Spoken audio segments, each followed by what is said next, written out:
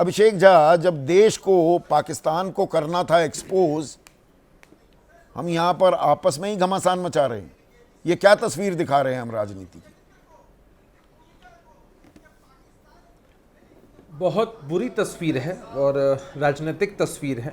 हालांकि ये मुद्दा जब सामने आया, हमारे देश के लोगों पर हमला हुआ, सबने एक स्वर से कहा कि हम एकजुटता के साथ आतंकवाद के खिलाफ लड़ेंगे। भारतीय सेना ने मुंहतोड़ जवाब भी दिया।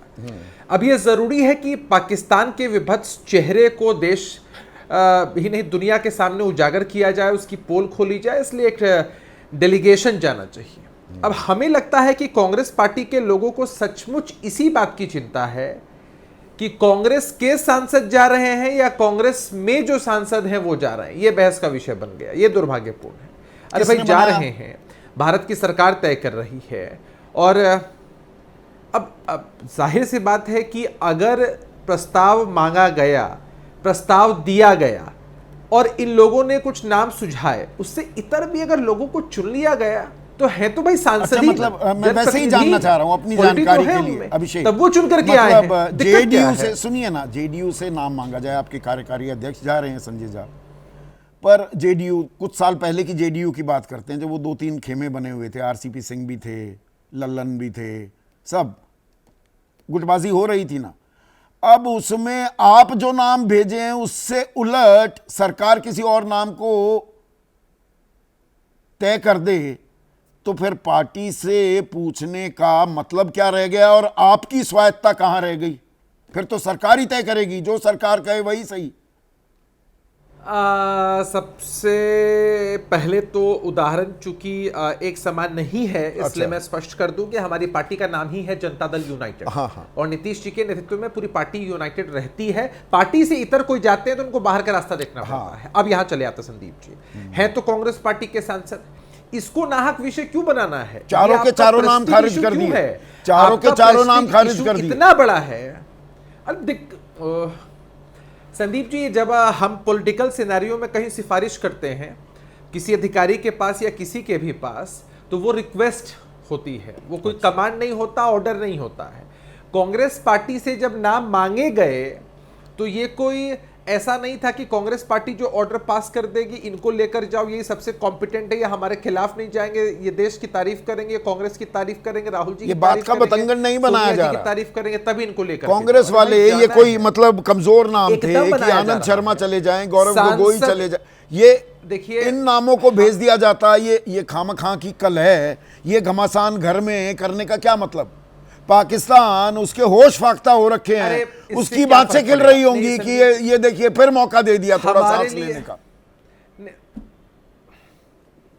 देखिए, हर एक सांसद सम्मानित है, जनप्रतिनिधि हैं, और मैं फिर बहुत साफगोई से कह रहा हूं कि यह मुद्दा एकदम इंपॉर्टेंट नहीं है किस पार्टी से किस सांसद को मौका मिला। यह इंपॉर्टेंट है कि भारत के चुने हुए जनप्रतिनिधि जाकर क्यों पार्टियों से मांगे जा रहे थे नाम? सरकार स्वतः ही नामों की घोषणा कर दी, पार्टियों से नाम मांगकर, जो सुरेंद्र राजपूत कह रहे हैं, आप बेइज्जती कर रहे हैं किसी भी पार्टी की, उस पार्टी के अध्यक्ष की। संदीप जी, तो भी एक बात सुनिएगा संदीप जी, बिहार में कहावत है कि झगड़े का जवाब होता है, रगड़े का कोई जवाब नहीं होता है। कोई व्यक्ति झगड़ा कौन कर रहा हो तो उसको उठाना, मतलब बीजेपी झगड़ा कर रही है, रगड़ा विपक्ष कर रहा है, या बीजेपी रगड़ा कर रही है और विपक्ष को झगड़ा करने के लिए मजबूर होना पड़ रहा है? नहीं, मैं बता,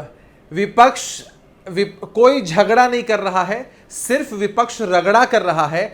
अगर नहीं मांगे गए होते सुझाव तो भी आज ही हम डिबेट कर रहे होते संदीप जी, तब मुद्दा डिफरेंट होता कि हमसे सुझाव मांगे बगैर तो सुझाव मांगकर उन्हें खारिज ही करना था, तो सुझाव मांगे ही क्यों जा रहे हैं?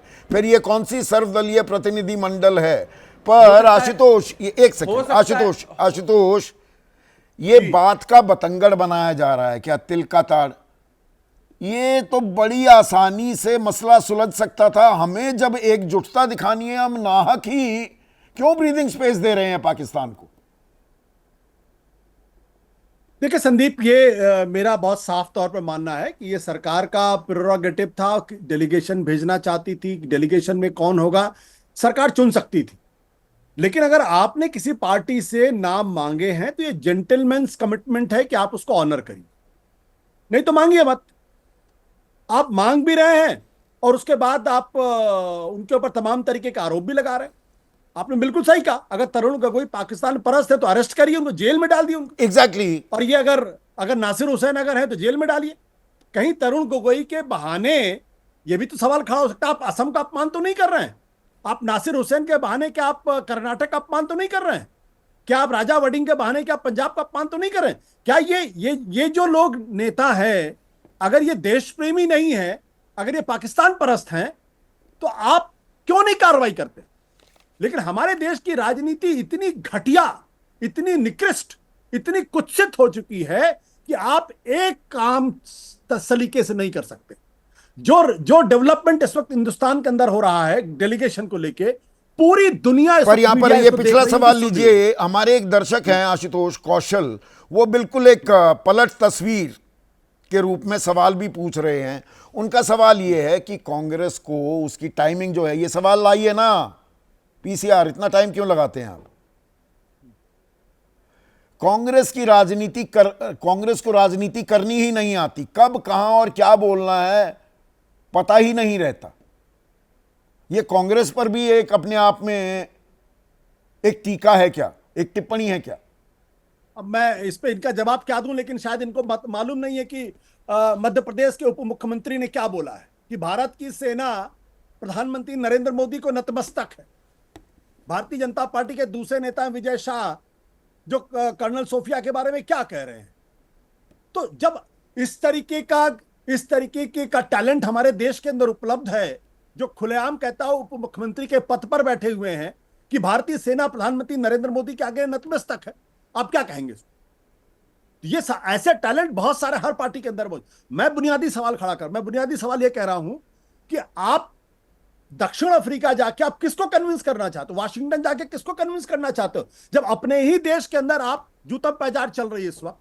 और मतलब पहले आपस में तो कन्विंस हो जाएं हम और एकजुटता दिखाएं। बिल्कुल।